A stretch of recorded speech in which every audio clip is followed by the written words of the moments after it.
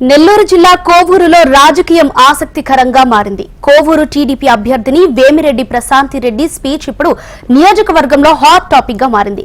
గత 4 రోజులుగా అధికార పార్టీ నాయకులు, ముఖ్యంగా స్థానిక ఎమ్మెల్యే ప్రసన్న కుమార్ రెడ్డి ఆమెపై తీవ్ర స్థాయిలో ఆరోపణలు చేశారు.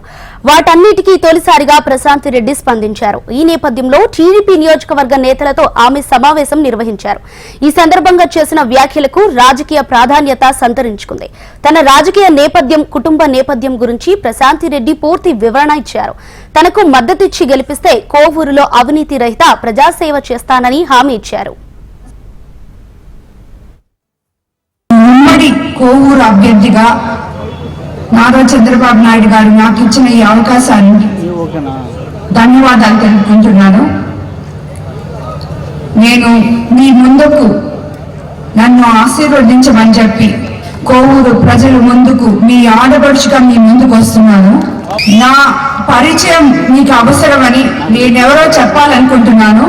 నల్లపరెడ్డి శ్రీనివాసరెడ్డి గారి చెల్లెలు ఏ ఇంటికైతే కోడలుగా వెళ్ళారో అదే ఇంటికి నేను కోడలుగా వెళ్ళడం జరిగింది. అంటే నేను సోమిరెడ్డి చంద్రమోహన్ రెడ్డి తమ్ముడు హర్షవర్ధన్ రెడ్డిని వివాహమాడడం జరిగింది. అనివార్య కారణాల వల్ల ఆయన మరణించడం జరిగింది. దైవ సంకల్పం తర్వాత నేను ఎంతో మందికి నిలువ నీడనిచ్చే వేమిరెడ్డి ప్రభాకర్ రెడ్డి గారిని నా కుటుంబ సభ్యుల అనుమతితో, నా అత్తగారింటి అనుమతితో, నా బిడ్డల అనుమతితో 2వ వివాహం చేసుకోవడం జరిగింది. నేను మీ ఆడపడుచుగా, మీ బిడ్డగా మీ దగ్గరకు వస్తున్నాను కాబట్టి నేనెవరో మీకు పరిచయం చేసుకునే బాధ్యత నాకుంది.